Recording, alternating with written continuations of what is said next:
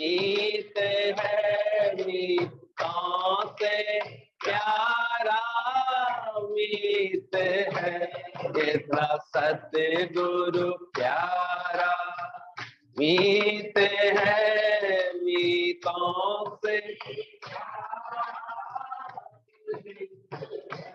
मेरा सतगुरु प्यारा।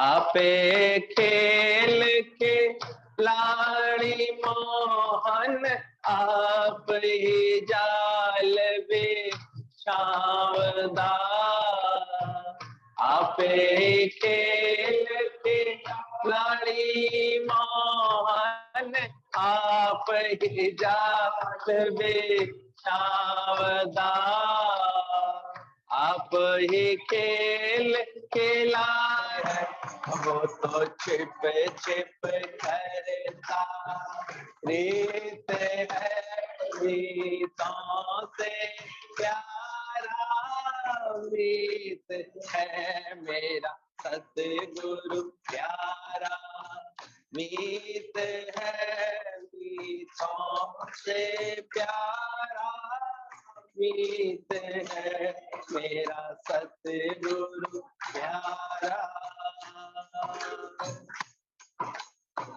मैं प्रियतम की प्रियतम मेरे दोनों एक स्वरूप है, मैं प्रियतम की प्रियतम मेरे दोनों एक स्वरूप है, जल थल व्यापक पूर्ण सारे, सो हम ब्रह्म स्वरूप है, जल थल व्यापक पूर्ण सारे, सो हम ब्रह्म स्वरूप है, तेरा वेद भी गाते गीत है मीतों,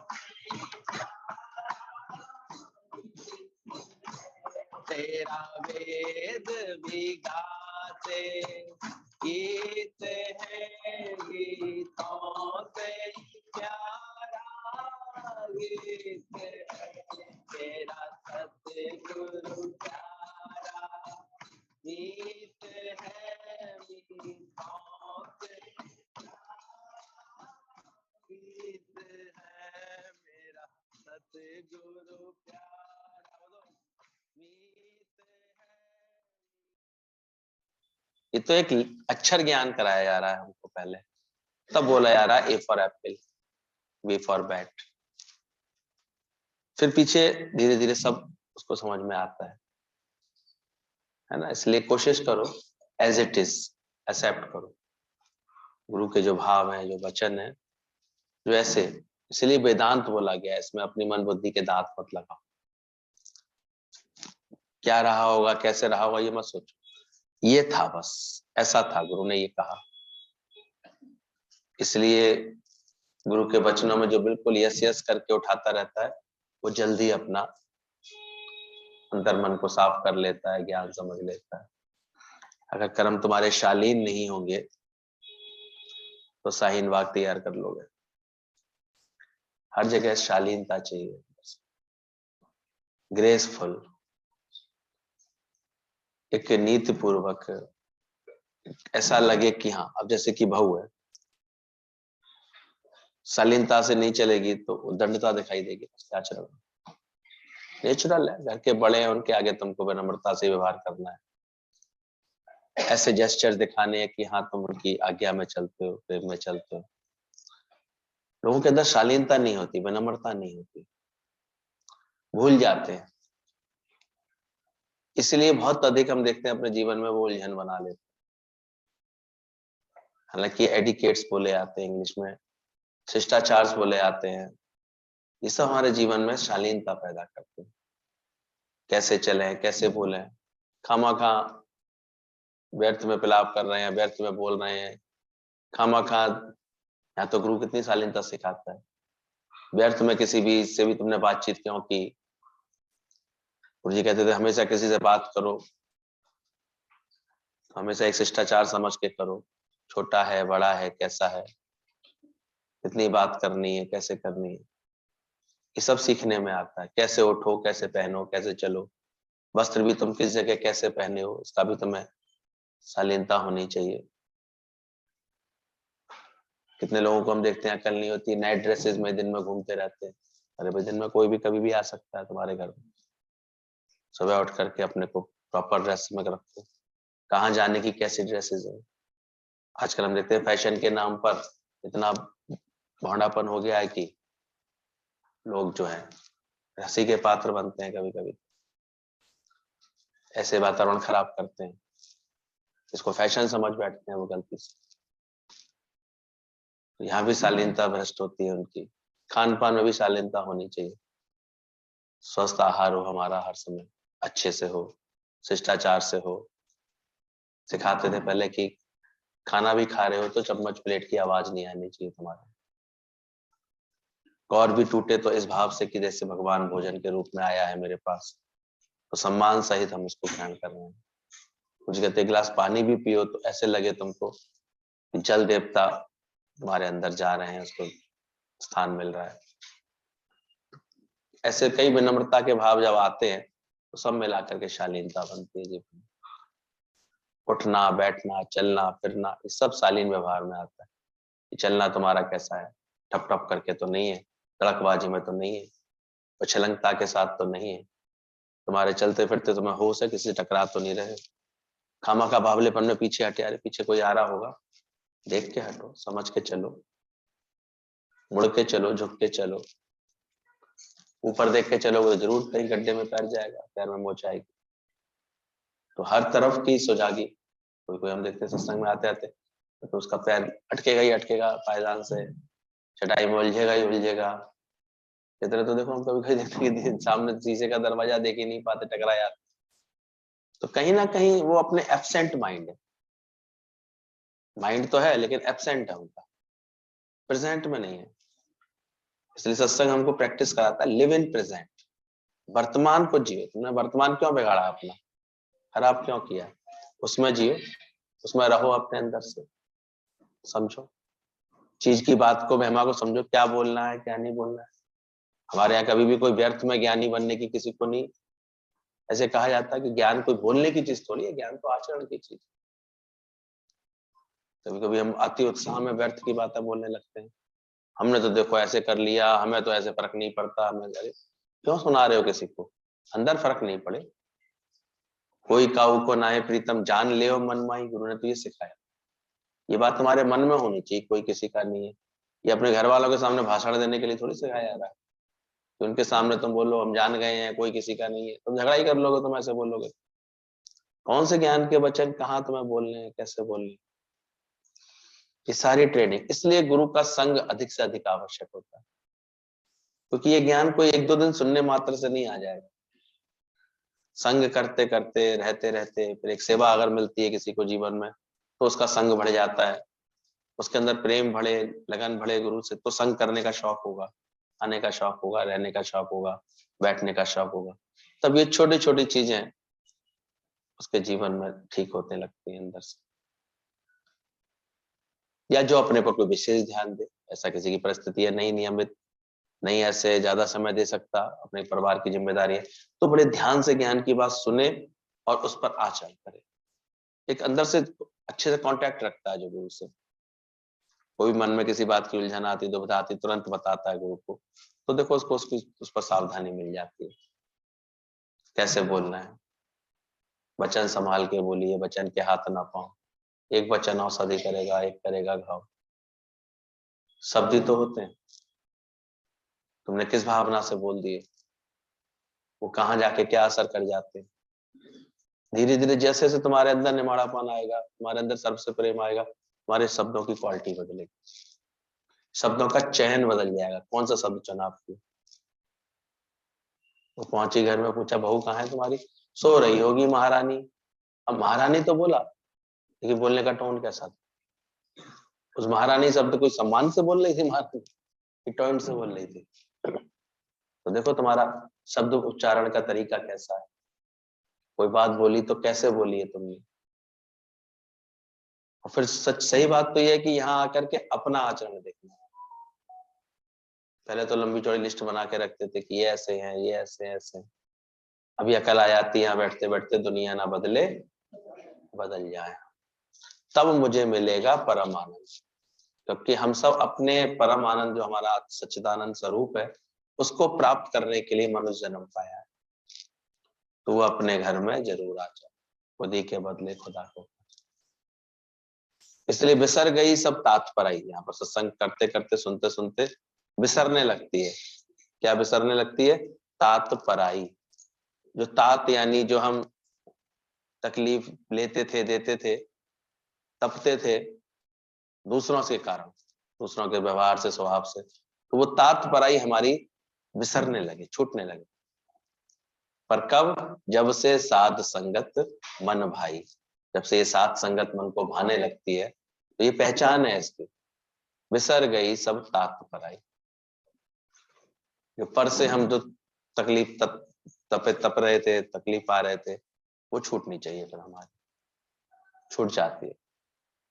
सदगुरु मिलिया तब जानिए जब मिटे मोह मनता। गुरु के भी मिलने की यही एक हमारे यहाँ पहचान है। जब तुम्हारे हृदय में ऐसा परिवर्तन आने लगे कि मिटे मोह, तुम्हारा मोह जो भ्रमित करता था वो मिटे, और मन की तपत मुझे, मन में जो राग है, द्वेष है, तप रहा है मन, कुड़ रहा है, जल रहा है, सड़ रहा है, ये सब तुम्हारी छूटने लगे, धीरे धीरे बिसर जाए, मिटने लगे अंदर से। और उसकी जगह आने लगे अंदर ज्ञान जनित आनंद, सत्य का आनंद, सर्व से प्रेम, शांति, और अहम विसर्जित होने लगे अंदर से। तो भक्ति करे पाताल तो प्रकट हो आकाश। भक्तों के लिए बात बोली गई है। अगर वो पाताल में भी भक्ति करते हैं तो आकाश में प्रकट होती है। यानी कि कहाँ देखो आज कुछ होता है, केवल गुरुजनों का ही हम देखते हैं। ये जो है प्रगटीकरण दिवस, जन्म दिवस, अवतरण दिवस, जिसको कह लो स्मृति दिवस के रूप में, सदियों तक चलता है, सदियों तक। कल भी हम आकर्षण देख करके गुरुजी का हैरान थे। कहीं ना कहीं जो लोग जुड़े हैं, आए हैं, आगरा वाले इतने उत्साह से आ गए कल सभी, एक से अधिक आ गए लोग वाग, जिनको और भी हम देख रहे थे, जिनको भी याद आता गया होगा कल का तारीख, तो सब उमड़ के आ गए अपने आप। अच्छा लग रहा था सबको मिल करके बैठे, बहुत दिनों बाद ऐसे मिल करके बैठे थे, टस करके एकदम से अच्छा लग रहा था। प्रेम था सबके हृदय में, भाव था, सबका समर्पण था ऐसा। सबने कहीं ना कहीं इनके वचनों से, गुरु के वचनों से लाभ पाया है, जीवन खुशी पाई है, बदलाव देखा है अपने जीवन। तभी तो आए थे, ऐसे तो कोई नहीं आता। मन तो ऐसा है, जब तक रुपए का सवाया नहीं मिलता ये नहीं आगे बढ़ता, जरूर इसको फायदा मिलता है। तो भक्ति करे पाताल तो प्रकट हो आकाश। लेकिन इसके पीछे हमारे गुरुजी की पाताल वाली भक्ति, अपने को पूरा मिटाने की, बीज की तरह पूरा अपने को गुम करने का, ये जो उन्होंने ब्रह्म ज्ञान प्रकट किया अपने गुरु के अंडर में, 28-30 साल तक पूरी तरह से मिट करके चले, अपना पूरा अहंकार मिटाया, अपने पूरे विकार मिटाए, और फिर सब मिट गया तो उस बीज से इतना एक अद्भुत वृक्ष निकला, ऐसे घना वृक्ष निकला, सेवा करने वाला, प्रेम करने वाला। तो आज इतना प्रेम खुद किया ना, बढ़ बढ़ के उन्होंने एक एक जगह जाकर ऐसा सच सुनाया, तो सब फिर झूमने लगे अपने आप। सब कटीली बेल थी, सबको लचीली ऐसे स्मूथ बेल बना दिया। पहले कांटेदार थे सबके आचरण, स्वभाव, सोच, अटकते थे, लेकिन गुरु कैसे धीरे धीरे सबको ऐसे नुकीला बना देता, ऐसे सरल बना देता, कांटे सब हटा देता है, युक्तियां ऐसी दे देता है। जब मैथ में कोई क्वेश्चन सॉल्व करते हैं तो लास्ट में वैल्यू 0 आती है। तो ये जो सारा प्रताप उस हीरो का है।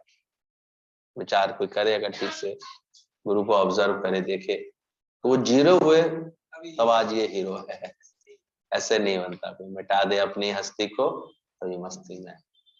कदाचित कोई अपनी हस्ती रख करके कुछ बन के चलना चाहेगा तो नहीं चल पाए, इसलिए 0 आता है मैथ्स में। वो क्वेश्चन सॉल्व करते हैं। तो जबरदस्त। और जब मैथ करते हैं तो उसमें एडिशन होता है, डिवीजन होता है, माइनस होता है, सब्सट्रैक्शन होता है, मल्टीप्लिकेशन होता है, लेकिन लास्ट में क्या होता है, वैल्यू क्या आनी चाहिए, 0। तो ऐसे जब लाइफ में हम गुरु के प्रेम को ऐड करते हैं अधिक से अधिक, एडिशन हो किसका हो अब हमारी लाइफ में, गुरु का प्रेम, गुरु का प्रेम। और प्रेम के बाद तो सारे खेल शुरू हो जाता है। प्रेम जब गुरु से हो गया तो समझ खेल शुरू हो गया। अब तू समझदार होने लगा, और रोते रोते, जिन बातों में पहले रोया करते थे अब क्या आएगी तुम्हें, हंसी आएगी। अपनी नादानी पर ही हंसी आएगी, पागल थे खामा, कितना छोटा सोचते थे, कितना ऐसे सोचते थे। काम क्रोध भासे नहीं, राग द्वेष लगते नहीं अभी अंदर से, सब भगवान का रूप हो जाता। तो ये प्रेम आ जाता है, जब जीवन में प्रेम ऐड हो जाता है। गुरु का प्रेम ऐड किया उन्होंने, गुरु जी ने, और संसार को माइनस किया। माइनस भी जरूर कुछ होगा ही होगा, ऐसा नहीं। आज निश्चित रूप से जिसका प्रेम ज्ञान के लिए बढ़ेगा, सत्संग के लिए बढ़ेगा, गुरु के लिए बढ़ेगा, तो देखो जगत में पहले बहुत लोकाचार, दुनियादारी, ये सब निभाना, रिश्ते नातेदारी होते थे, वो छूट जाती है। हम देख रहे थे कल 1 बजे तक उसने यहाँ सेवा की है, प्रेम से सबको प्रसाद बांटा है, सब इतनी उमंग में। और अचानक माँ की तबीयत खराब थी, कह रही थी शायद कल का प्रोग्राम करने के बाद जाऊंगी सुनीता जी की। फिर खबर आई उसके पास कि शरीर चला गया। कहती है देखो भैया, ऐसे भगवान जो है हमको सब बातों से छुड़ा के बैठा हुआ, कैसे बचा लेता है। आज उठावनी भी है 3 से 4, मौका लगे चले आना, जिसको भी लगे, पवन जी का साथ देना हो तो समझना है इन बातों को। तो सच्चा गुरु होता है संसार को माइनस करा देता है।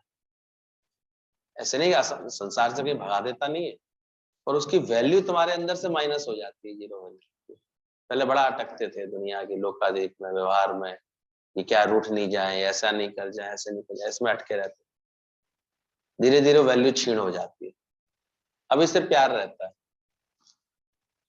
जगत के रंग क्या देखूं, तेरा दीदार काफी, करूं मैं प्यार किस किस से, तेरा बस प्यार काफी। तो संसार माइनस होता है, प्रेम को मल्टीपल होता चला जाता है, फिर अपने को पूरा 0 कर देता है, सब डिवाइड कर देता है। अपना काम पूरा किया और लखनऊ में दादाजी को प्रकट किया। गुरु के प्रति इतनी श्रद्धा, प्रेम, भक्ति थी कि प्रेम फिर सर्व से किया। वही प्रेम तो देखो फिर आगे गुरु सबसे करवा देता है। हम तो देखते हैं जिसने अभी तक गुरु से प्रेम भाव नहीं अभी बढ़ता जिसका अंदर से, उसका मन उसकी मैं मेरे में ही भटकता रहता है। तो मैं मेरे में जीने वाले तो का तो मरण होता है, और सर्व के लिए जीने वाले का स्मरण होता है। कल क्या किया सबने, रोज हम लोग किसका स्मरण करते हैं? अरे भाई क्यों करते हो, ये कह रहे हैं क्या तुमसे हमसे प्यार करो, हमें स्मरण करो? पर इनका होगा, होता ही रहेगा, युगों युगों तक होगा। क्यों होगा? क्योंकि किसके लिए जिए ये हमारे लिए जिए। और नहीं तो दुनिया में तो ऐसा है, स्वार्थ इतना ऐसे आदमी को बिल्कुल ऐसे कंगाल कर देता है। स्वार्थी व्यक्ति तो, अपने सुख लेने वाला व्यक्ति तो, उसके बच्चे तक उससे ठीक से बात नहीं करते। बुढ़ापे में ऐसे ही छूटते देखे। ये तो फिर भी अगर जो भी गुरु से जिसने प्रेम किया है तो उसकी फिर भी कट जाती है, उसका जो है गुरु फिर भी सहायक बन जाता है, रखवाला बन जाता है। लेकिन दुनिया में क्या है, सोचो, ये देती क्या है दुनिया बेकरारी के समय। लास्ट में कितने घरों में मैं ये देखता हूँ कि वो इस इंतजार में रहते हैं कमरा कब खाली होगा। ये घेरे बैठे हैं, अरे बेटे की शादी होने वाली है, कब ये खिसके तो नाती के लिए कमरा बनवाना है, अच्छा ये कमरा खाली हो जाए तो ठीक। ये स्थिति होती है। जिन्हों से प्यार है तुमको, जिनसे तेरी उल्फत है, जिसम धर धर के अग्नि पर उन्हें तेरा जलाना। ये मोह ममता से यही सब मिलता है। इसलिए गुरु आकर के ये आदर्श दिखाता है हम लोगों को कि मैं मेरे के लिए जीने वालों का हो जाता है मरण, और जो सर्व के लिए जीता है उसका क्या हो जाता है, और उसमें ऐसी ताकत आ जाती है वो करा देता है फिर सबका विस्मरण। तो वही प्यार तो जो इन्होंने गुरु से पाया वो हमको कई गुना करके लौटाया। सोचो, तो गुरु से प्रेम हमको जब इतना मिलता है तो वो आगे जीवन फिर हमारा सबके लिए बनता है, ये तो नहीं बन पाता। इतना प्रेम प्रकट किया इन्होंने। मंदिर की मूर्ति हमेशा मौन रहती है, मुस्कुराती रहती है, निरीक्षा भाव में होती है, तभी पूजनीय होती है। इसलिए गुरु की शरण में बैठते बैठते हम धीरे धीरे सब हमारे प्रत्येक पूजनीयता के भाव में आ जाते हैं, प्रेम के भाव में आ जाते हैं। कारण अब हमारे अंदर ये मूर्ति जैसे लक्षण पैदा होने चाहिए। क्या करती है मंदिर की मूर्ति, हमेशा किस में रहती है, मौन में रहती है। यानी अब उसके अंदर व्यर्थ विलाप प्रलाप, व्यर्थ के वार्तालाप, व्यर्थ जगत की बातों का कहना सुनना छूटने लग जाता है। अब देखो एक सहज मौन आती है, मौन और शांति गुरु संग आती है। गुरु के संग करते हैं, सत्संग का संग करते हैं तो मौन आती है तुम्हारे अंदर। अभी बड़ा चढ़ा के बात करना, बार बार बात करना, रिपीट करना, ये छूट जाती है आदत। तो मौन आती है, मंदिर की मूर्ति मौन में रहती है। और दूसरी इसकी विशेषता क्या होती है, मुस्कुराती है। अच्छी मूर्तियां कैसी होती हैं, तो शिकायती भावना तुम्हारे चेहरे पर रहे हमेशा। कौन से भाव में, मुस्कान, मुस्कुराते रहे, खुश रहे चित्त हमेशा। जब अंदर में बोझ नहीं होगा, चिंताएं नहीं होंगी, टेंशन नहीं होंगी, तो फिर आप सहज मुस्कुराते हुए होंगे। तो मौन आ जाएगी, मुस्कुराहट आ जाएगी, और एक अंदर का भाव होगा निरीक्षा भाव। आज हम लोग जो सारा एक प्रेम का आनंद देखते हैं जीवन में सबके, उन्हीं के आता जा रहा है जिनके अंदर निरीक्षा भाव है। मांगने वालों को कोई नहीं पूछता, लेकिन जब ऐसा सदगुरु जीवन में आया, इतना निष्ठा, ऐसे निरीक्षा भाव, किसी से कोई कामना नहीं, कोई चाहना, तो फिर यही देखा, जो भी आया बिक गया मोहन तेरे दरबार में। गुरु के दरबार में हम लोग बिकते चले जाते। पहले मुख का मौन आता है, फिर मन का मौन। प्रोसेस भी यही है, एकदम से नहीं आता है।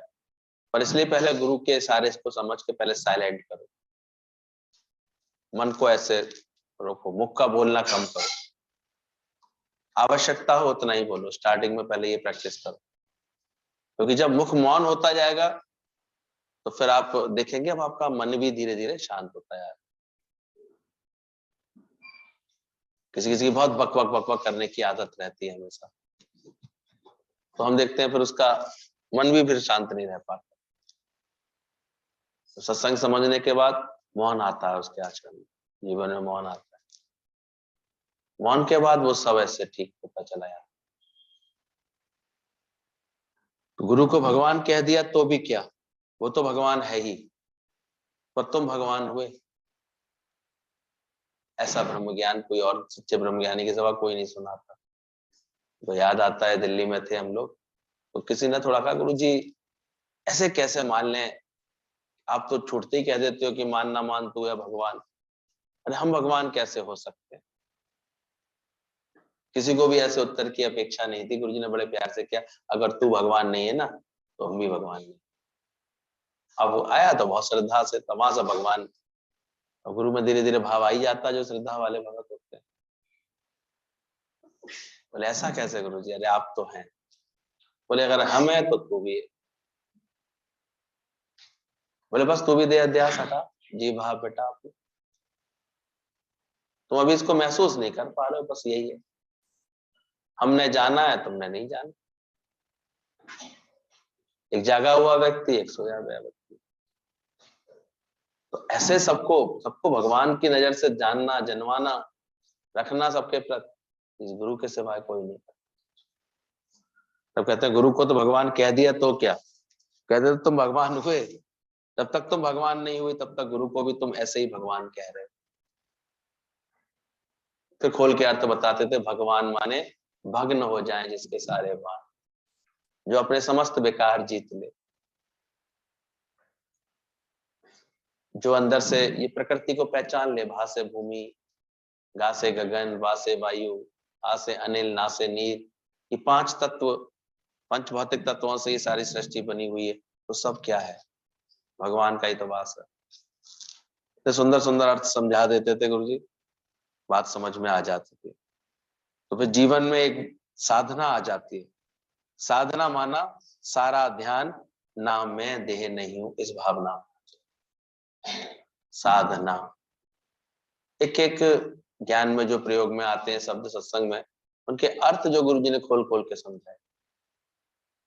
बड़ी मेहनत गुरु ने हम लोगों के संग की है, अभी तक करे ही जा रहे हैं।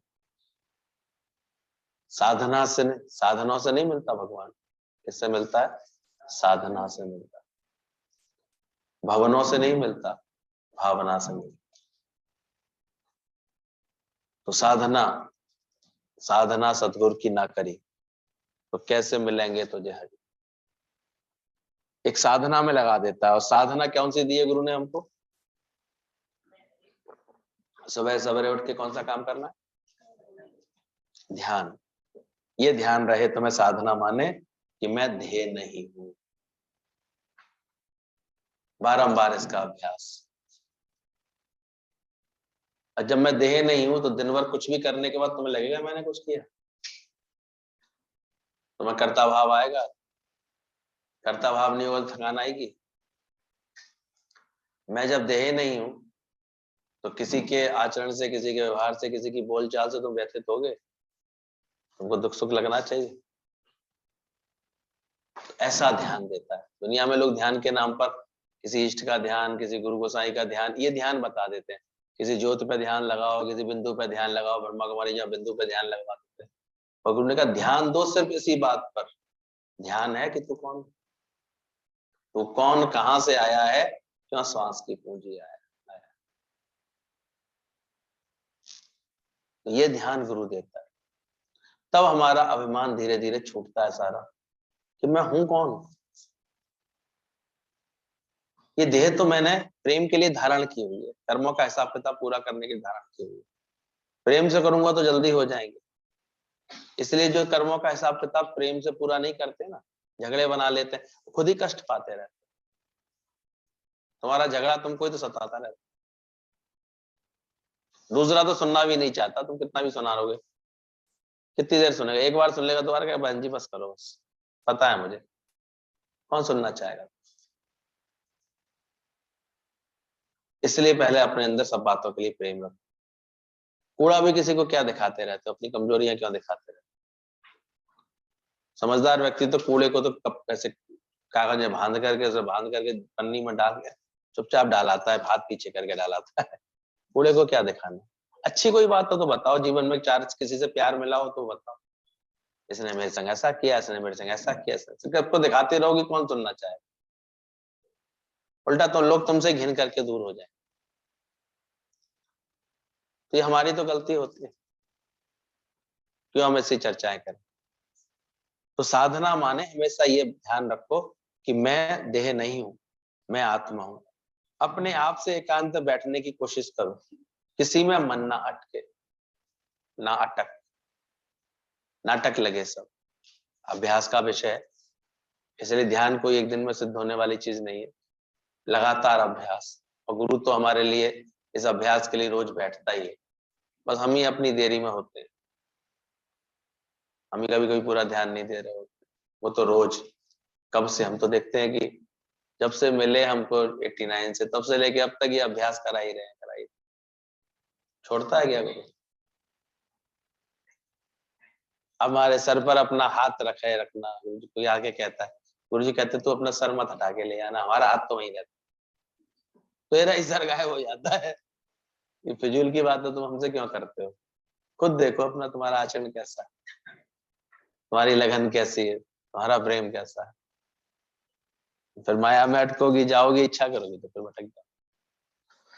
नहीं तो जो हुए हैं गुरु के, तो बस एक था सर, झुक गया अब श्याम तेरे सामने, गैर के आगे सर झुकाने की हमें फुर्सत नहीं, फुर्सत नहीं रहती फिर उसको। तो साधना माने यही हमेशा साधना रहे अंदर में, कि मैं देह नहीं हूं, आत्मा हूं। अपने आप से एकांत में बैठने की कोशिश करो। अपने साथ बैठने की कोशिश करो। जिज्ञासु एकांत प्रिय होता है, उसे कुछ बोलने की, सुनने की, देखने की जरूरत नहीं पड़ती। सच्चा जिज्ञासु के अंदर ऐसी वृत्तियां आ जाती हैं सहज, शांत एकदम से। ये तो व्यक्ति को देखो, कुछ करूं, जेल खाने की सजा क्या होती है? खाली बैठा दो व्यक्ति को, देखो परेशान होने लगता है। कुछ करूं तो सही, कुछ करूं तो सही, कोई मिले तो सही, किसी से बोलूं तो सही। अकेले दम घुटता, अकेले कैसे रहूं, कैसे रहूं। और जो साधक हुए जितने भी, उतने ही एकांत प्रिय हो जाते हैं, उतने ही इनको अच्छा लगता है। ऐसा नहीं कि कोई उन्हें मेल मिलाप से कोई उन्हें बुराई लगती है, लेकिन अकेले भी उतने ही सुखी होते हैं, उतने ही शांत होते हैं। जो अपने मन को ठीक से साध लेते हैं, तो उन्हें कदाचित उन्हें कभी किसी की फिर आवश्यकता नहीं महसूस होती। ये तो अतृप्ति का एहसास है, इसलिए दुनिया एक दूसरे को पकड़ती है, इसलिए सोचते हैं चलो उसकी शादी करा दें। लेकिन मांग तो भरी आती है ऊपर दिखाने के लिए, लेकिन अंदर की मांगे बढ़ जाती है, भरती थोड़ी है। फिर जो है नए दुख चालू हो जाते हैं, फिर खामखा दुख चालू हो जाते हैं। कोई कह रहा था एम सीधा क्यों होता है और डब्लू उल्टा क्यों होता है? समझ गए हो? एम से मैन,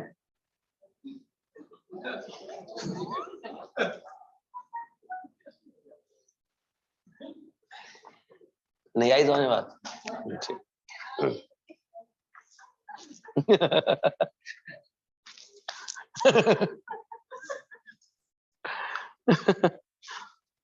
तो देखना, जिज्ञासु एकांत प्रिय होता जाता है। हमारा भी ध्यान सच की तरफ लग जाए, अष्टांग योग आ जाए जीवन में। सत्संग जब सुनते हैं, समझते हैं, धीरे धीरे एक अष्टांग योग सिखाया जाता है शास्त्रों में, गुरु लोग सिखाते हैं। पर हमारे सत्संग में यह अष्टांग योग का साधन जो है धीरे धीरे सहज हो जाता है। अष्टांग योग में जो 8 इसके योग की अष्टांग जिसके कारण बोला जाता है, पहला होता है संयम।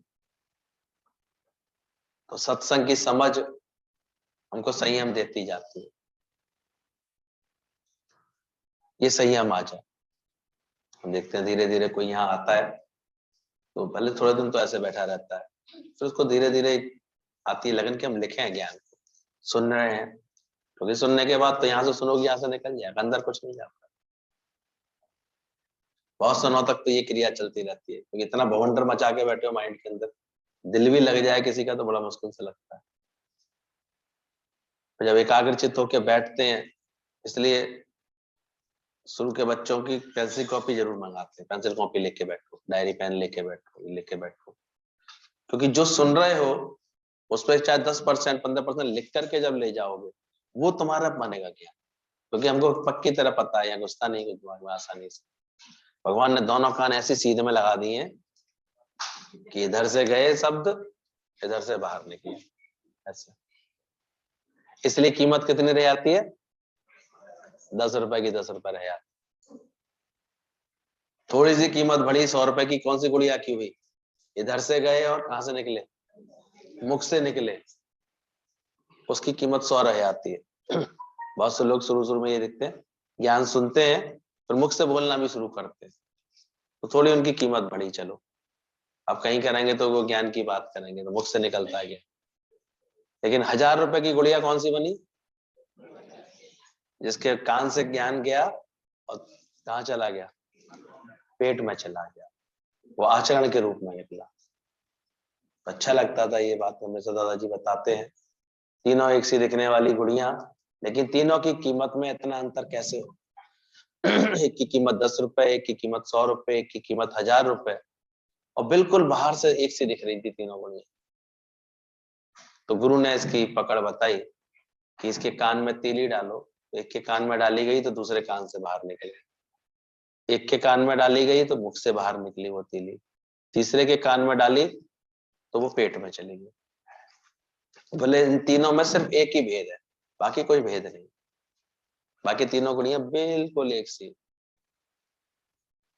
एक तो बड़े प्रेम से इधर सुनती है और इधर से निकाल देती है, ये रही 10 रुपए वाली, इसकी कीमत इतनी। और ये मुख से निकाल देती है, इसकी थोड़ी सी कीमत है। और जो आचरण से निकालेगी तो फिर ये रूप बनता है। ध्यान रखना इस बात का जरूर। तो संयम, संयम से धीरे धीरे हमारे जीवन में योग आता है, संयम बनता है हमारे जीवन में, मन इंद्रियों का संयम आने लगता है। कहाँ मन हम भटका रहे हैं अपने, सारी इंद्रियां अपने आप संयमित होती। क्या देखा, क्या सुना, क्या जाना, जिसको ठीक से अंदर से लगन लगती ना गुरु के ज्ञान की, ऑटोमेटिक उसको सारे आचरण में उसके संयम झलकने लगता है। उसकी अति सारी अंदर से छूटती चली जाती है।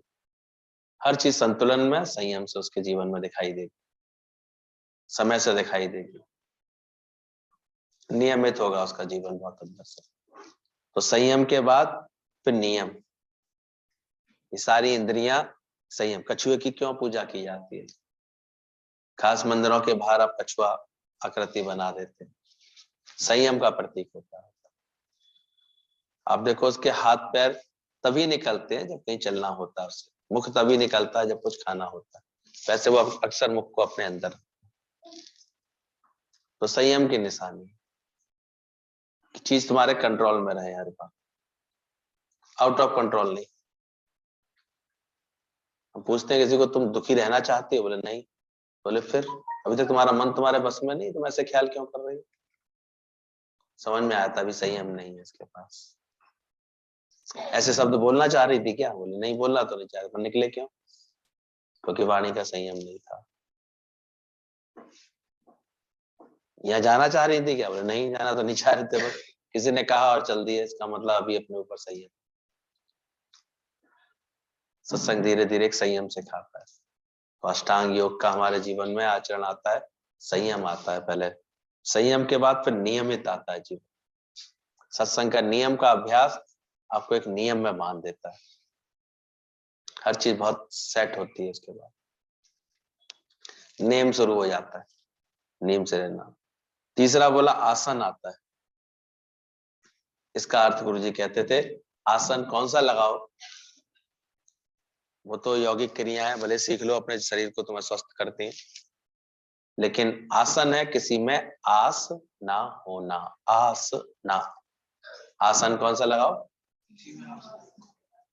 क्योंकि सबसे ज्यादा दुखी किस बात से हुए? मन में निराशाएं कब आती हैं? करो ना आस।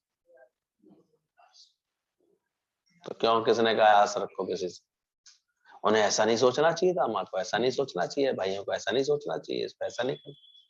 अरे करो ना आस, क्या होगी फिर हर वक्त? निराश होंगे। कैसे हम ना सोचें हमें क्या मिल रहा है, अक्सर मन इसी में उलझता है। और हम ये देखें किया क्या है, तुम्हारी प्रकृति से किसको सुख मिला। अगर तुम्हारी प्रकृति सुखदायी हो जाएगी तो गारंटेड सारी दुनिया तुम्हें पसंद करेगी, पर पहले ऐसे बनी है प्रकृति कि केवल मैं है अंदर। तो ये आसन गुरु हमें सिखाता है। तीसरा अष्टांग योग में आसन, किसी से भी आस ना रहे, गुरु से भी यही प्रार्थना हो कि हमारा अहंकार तोड़ दो। जहां ये भावनाएं आने लगती है ना गुरु को लेकर के भी, और कुछ शुरू में तो गुरु के पास भी आशाएं रख के आते हैं, चलो और सब जगह देख लिया, यहाँ भी देख लें हमारे मन की इच्छाएं पूरी हो जाएंगी कि नहीं होंगी। यहाँ वास्तव में पूरी हो जाती है, पर कैसे होती है? मन ही इच्छा से रहित हो जाता है। हो गई सारी इच्छाएं पूरी, खुश रहे, क्योंकि करो ना आस, आस गुरु खत्म कर देता है। यहाँ का ज्ञान सुनने के बाद, सत्संग समझने के बाद, चाह मिटी तो चिंता मिटी, मन हुआ बेपरवाह।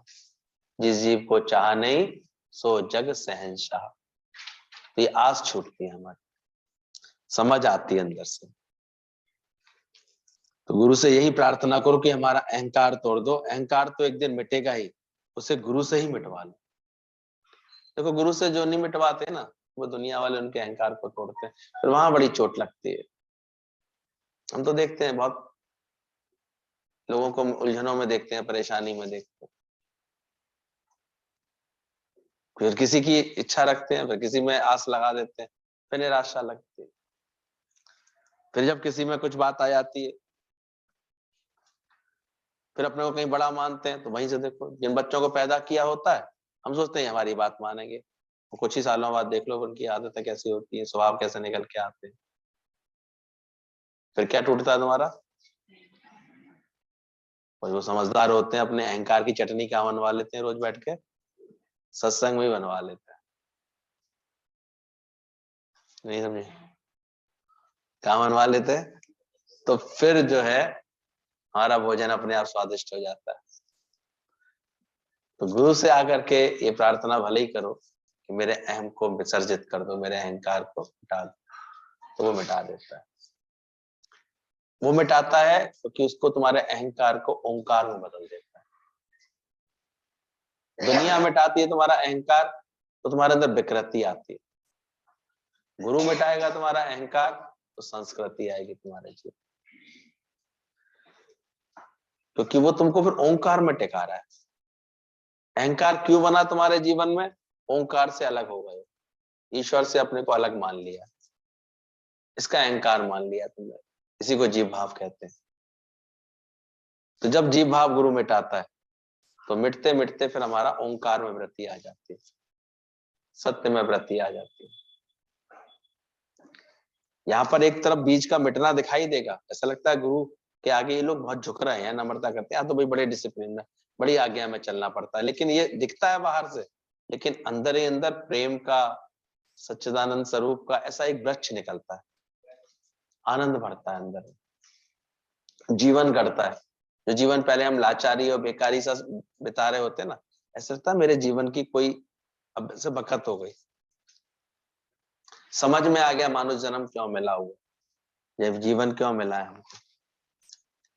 अब समझ आ जाती है अंदर से, भाव अच्छे हो जाते हैं, प्रेम आ जाता है अंदर से, अपने आप ही लगता है इस घर परिवार में हम लोग रह रहे हैं, हम कुछ वहां दे रहे हैं, प्रेम दे रहे हैं, कुछ ही दे रहे हैं किसी से। तो बिना ज्ञान के तो लेवता ज्यादा बन जाते हैं हर जगह से। तो ध्यान रखना, आसन हमारे यहाँ गुरु कौन सा सिखाता है? कोई आसन न रहे। और फिर आता है चौथा अष्टांग योग का साधन, प्राणायाम। प्राणों को भी आयाम मिलने लगता है। विकारों में तुम्हारी श्वासों की गति बढ़ जाती है, और जब विकार रहित जीवन बनने लगता है, तो आप देखेंगे आपकी सांसों की वृत्ति शांत होगी, आयाम मिलेगा। और अच्छी भक्ति का अगर अंदर में बन गया भाव, तो फिर श्वास श्वास सिमरो गोविंद, मन अंतर की उतरे चिंत, हमारी चिंता अंदर से उतर जाती है। हम देखते हैं ये भी अंदर का भ्रम होता है, मैं अकेली, मैं अकेली, मैं अकेली। मीरा भाई को किसी ने कहा, मीरा मैं तुमसे मिलना चाहता हूँ, थोड़ा उसकी प्रकृति अच्छी नहीं थी, बदमाशी थी उसकी नीयत में। मीरा को जब इतना अच्छे से भजन भाव देखा उसने, तो उसको लगा था कहीं का सरदार वो भी। कहता है मैं तुमसे एकांत में मिलना चाहता हूँ, अकेले मिलना चाहता हूँ मीरा, मैं तुमसे कुछ बात करना चाहता हूँ। मीरा भाई ने कहा ठीक है, आप 5 बजे शाम को आ जाना। मंदिर में निवास करती थी, तो वहां बुलाया।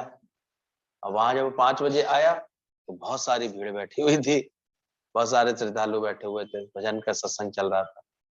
घंटे 2 घंटे तो इंतजार करता रहा, अंदर ही अंदर कुड़ता रहा, जलता रहा। जिस समय बुलाया इसने मुझे, मैंने तो अकेले बोला था उसको मिलने के लिए, इसने इस समय क्यों बुलाया मुझे? जब सब चले गए, तो कहता तुमने इस समय मुझे बुलाया, मैंने तो बोला तुमको मुझे अकेले मिलना है। तो कहता है मैंने तो सही समय बुलाया था, इसी समय तो मैं अकेली होती हूँ। बोले क्या मतलब, इधर तो सारे लोग बैठे हुए थे। बोले नहीं, आप नहीं पहचानते, मैं ऐसी समय अकेली होती हूँ जब मैं सत्संग करती हूँ, भजन करती हूँ, उसी समय मेरा कन्हैया इन सब में बट जाता है, बाकी तो मेरा कन्हैया हमेशा मेरे साथ। मैं अकेली तो अभी होती हूँ, बाकी तो हमेशा कभी अकेली होती हूँ। ऐसा जवाब सुनकर के वो अपना सा मुंह लेके चला समझ गया, बोले इसके ये ऐसी साधारण औरत नहीं है। तो हमने कैसा अपना बना रखा है अंदर वाला, उस पर निर्भर कर रहा है सब कुछ। हम ही नहीं चंगे बुरा नहीं कोई, हम ही कमजोर ईंट बन जाते हैं, फिर दुनिया पे आरोप लगाते हैं हमें सब हिला रहे हैं, सब हमें उखाड़ रहे हैं, सब हमें ऐसे करते हैं। हम किसी से कहें ये वाली ईंट निकाल दो जो बीच में रखी हुई, कोई निकाल सकता है दीवार के बीच में लगी हुई ईंट? बुरगेली वाली ईंटों को तो कोई भी हिला नहीं। तो कमजोर हम खुद बने होते हैं अंदर से, ख्यालों से, अपनी भावनाओं से। हमें खुद अभी भी खुद खुद के लिए लगता है हम अकेले, तो हमें लगता है सब लोग हमें घूर रहे हैं, सब हमें देख रहे हैं, सब हमारे लिए क्या सोच रहे हैं, हम क्या सोच रहे हैं। तो सब हमारा ख्याल होता है दुनिया में। और ये बात धीरे धीरे गुरु के ज्ञान से, प्रेम से समझ में आती है। वो हमारे जीवन का इस सारा भाव ठीक करता है, सही प्राणायाम देता है हमारे जीवन को, प्राणों को सही आयाम देता है, सही श्वास चलती है, फिर अंदर से मन फिर स्थिर हो जाता है, शांत होता है। प्राणायाम के बाद बोला प्रत्याहार। अब आपका आहार विहार सब बहुत उचित होता है। अब आपका जीवन एक सार्थक होने लगता है, क्योंकि अब सत्संग, कबीरदास जी के पास आया ना कि आपको सत्संग की रोज क्या जरूरत है, क्या रोज करना जानना जरूरी है क्या? एक दिन में इन लोगों को बात समझ में नहीं आती, आप इनको रोज रोज क्यों बुलाते हैं? ये सब लोगों को रोज रोज क्यों बुलाते हैं? कबीरदास जी ने उसकी बात सुनी, मुस्कुराए और उठे, और एक हथौड़ा था उनके पास, हथौड़ा लेकर के, एक गाय बंधी रहती थी खूंटे से, वो खूंटे पे जाके कस के मार दिया, फिर आके बैठ गए। सोचा अभी मुझे हमें उत्तर देंगे, उत्तर दिया नहीं इन्होंने से कुछ, चला गया। दूसरे दिन फिर आया वो सत्संग, बोले हमें कल बात मैंने पूछी थी, आपने बताया नहीं मुझे, मैंने सोचा शायद समय हो गया होगा इसलिए अब आप मौन में आ गए, आज बता दीजिए। आप ये रोज रोज सत्संग में क्यों बुलाते? बात ही तो समझानी है, आप एक ही दिन समझा दो बात सारी। फिर वो मुस्कुराए, उठे और खूंटे पे हथौड़ा कस के मारा, फिर बैठ गए। आज भी नहीं बताई इन्होंने। तीसरे दिन फिर आ गया वो पूछने के लिए, फिर भी उन्होंने यही क्रिया की। बोले आप जब भी मैं ये बात पूछता हूँ तभी आप हथौड़ा लेके चल देते हो और हथौड़ा मार के चले आते हो, ऐसा क्यों करते हो आप? बोले यही तो बात तेरे को समझानी है, तेरी बात सुनते ही मुझे याद आ जाती है। बोले क्या? कि अभी मैंने हथौड़ा नहीं मारा है, हथौड़ा मारा हूं पहले, क्योंकि भैंस जिससे बंधी हुई है, गाय बंधी हुई है ना, तो दिन भर हलचल करती है तो खूंटा क्या हो जाता है, ढीला हो जाता है।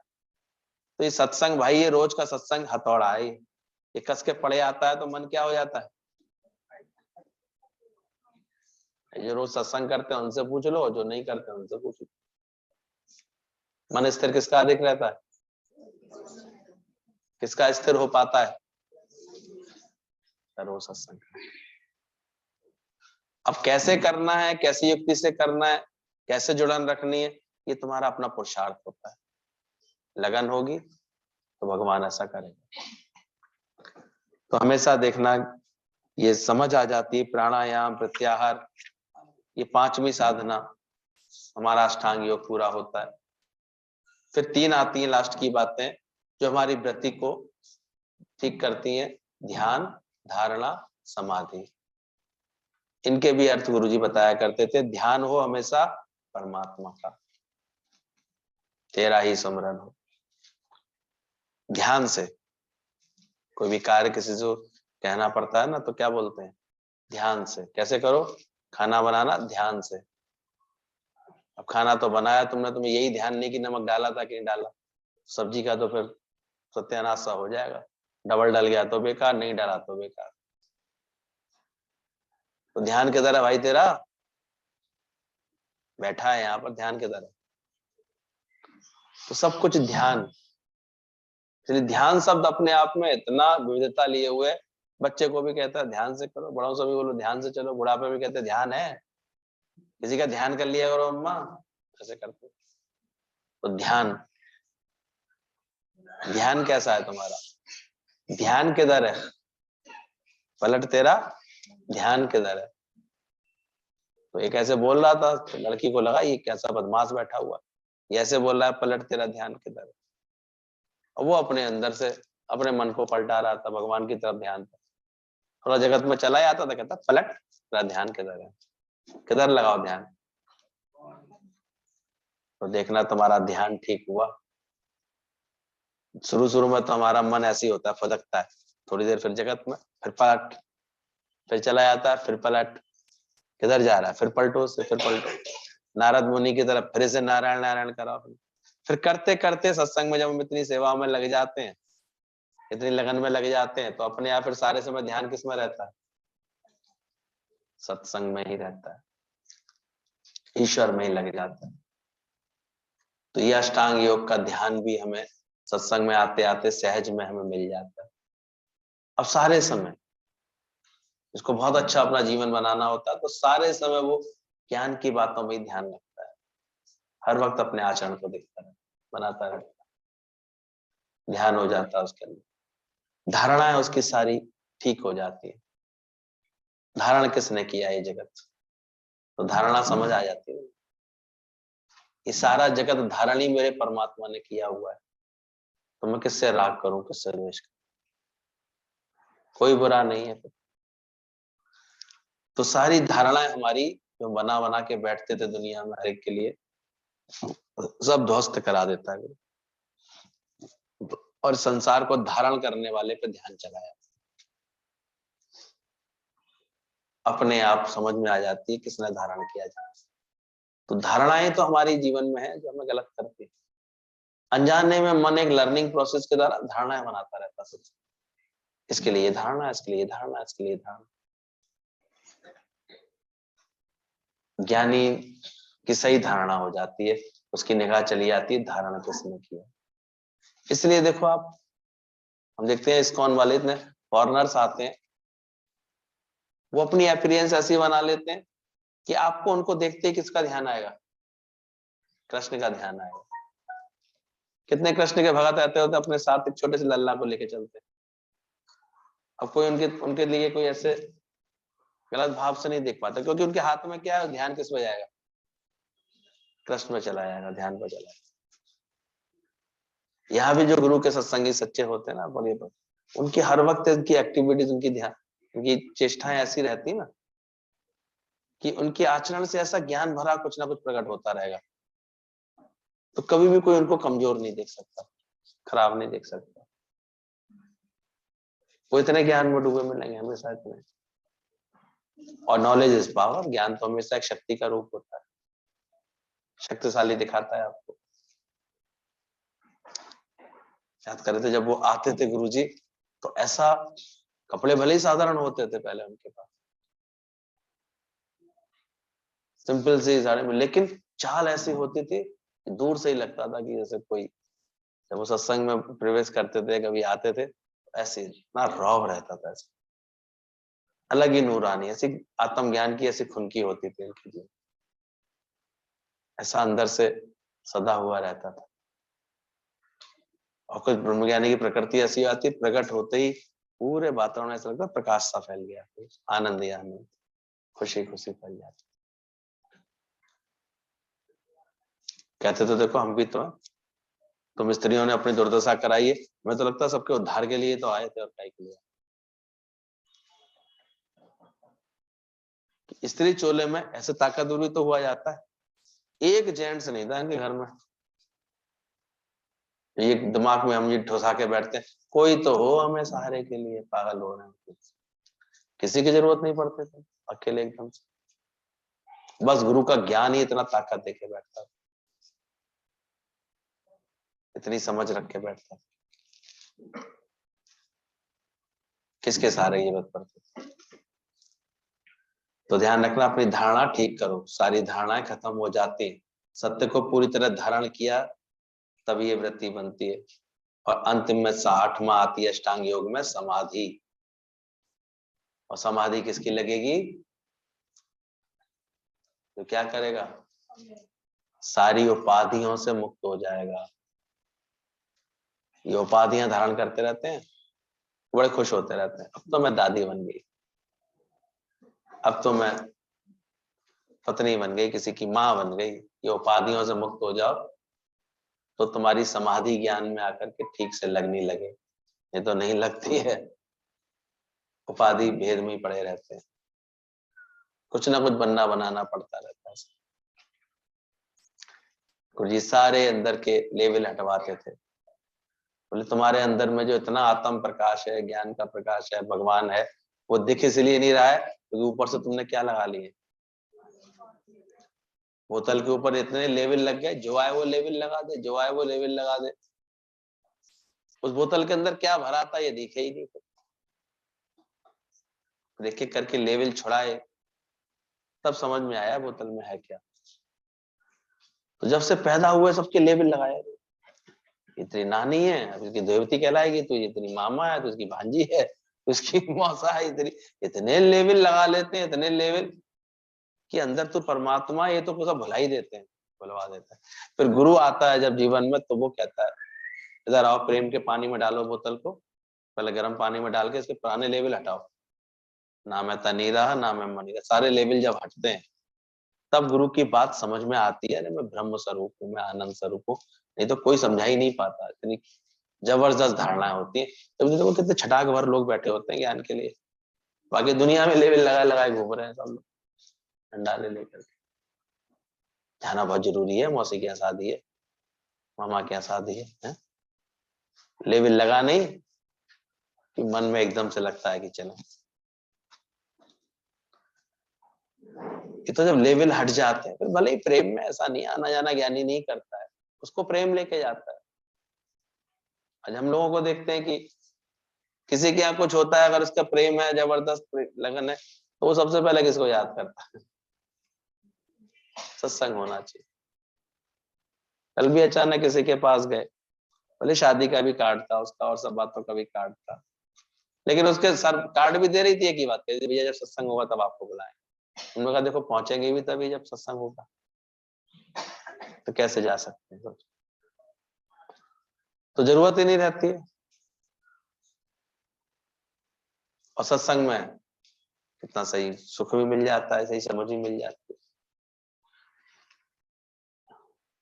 बाकी क्या मिलता है? हमें तो लगता है ये सब बिल्कुल व्यर्थ के आयोजन होते हैं, पता नहीं एक रिवाज सी बन गई है, बुलाना भी जरूरी है और जाना भी जरूरी है। हमने कि तुम गए वहां, तुमने दूल्हा दुल्हन देखा? नहीं, वो तो फिर अभी बारात आई नहीं थी, वो तो लड़की अभी सज गई नहीं आई थी। गए करी यहाँ पे, प्लेट उठाई, खाने का रस लेके आता, हम तो देखते हैं कुछ नहीं लेके आए, वो खाया पिया, लिफाफा सा निकाला, जो भी कुछ दिया, बाद में चाहे 5 निकले चाहे 50 निकले, चाहे जो उसमें निकले दे करके जब चले आए। बड़े व्यवहारी हैं, बड़ा अच्छा व्यवहार करा है, बड़ा अच्छा। कोई नहीं, अगर कोई कदर हो तो जाकर ये कुछ करो तो सही, आकर के तो ये भी नहीं पता लगता है कितना किसकी शादी में आए थे, ये भी नहीं पता, तो शादी में हुआ है। जरूरी है जाना, बहुत जरूरी है, रस लेके जाते हैं, कोई जरूरी नहीं। अपने मन को जीत लोगे तो कहीं कुछ जाना आना जरूरी नहीं। समझ आ रही है कोई बात?